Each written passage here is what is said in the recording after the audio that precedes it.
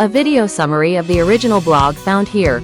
https://bmidoctors.com/your body's tipping point when to stop semaglutide explained. We've all heard about semaglutide. It's changing the way people manage diabetes and weight. But here's the big question. When is it time to stop? Semaglutide works by copying a natural hormone in our bodies. It helps control blood sugar, slows digestion, and reduces hunger. That's why it's so effective for both diabetes and weight loss. We know it by brand names like Ozempic, Wegovy, and Rybelsus. These can be weekly injections or daily tablets. But they're not meant to last forever for everyone. So, how long can we safely stay on it? And how do we know when to say goodbye? That's what we're diving into. First, let's talk about long-term use. Clinical trials followed patients for over a year, and sometimes 2. Many did great, as long as doctors were monitoring them. Medical groups like the ADA support long-term use. For many, semaglutide isn't a quick fix. It's part of a bigger plan to manage chronic conditions. But here's the catch. Not all of us respond the same way. And sometimes, our bodies change over time. One clear sign to stop? Side effects. Mild nausea and constipation may pass. But severe pain, vomiting, or gallbladder issues. That's a red flag. Pancreatitis is another danger. Severe stomach pain that won't go away?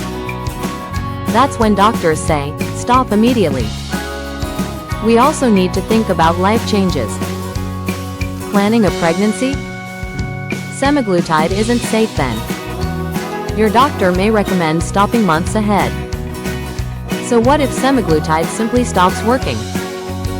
Maybe weight loss slows, or blood sugar starts rising again. That's a signal it might not be helping anymore. Our bodies can build tolerance. That means the same dose stops being effective. Doctors may adjust, but sometimes stopping is best. Stopping suddenly can bring changes. Appetite comes back stronger. Weight and blood sugar may rise again. Some people ask, do I need to taper off? For some, tapering makes sense. For others, stopping suddenly is safe, but only with medical guidance. What happens after stopping? Hunger returns, cravings sneak back in. Without support, weight regain is common. Blood sugar can also climb again, especially for those managing diabetes. That's why doctors often monitor closely after stopping. Can we stop once we hit our goals? It's tempting, but not always wise. Reaching the goal doesn't mean the journey is over.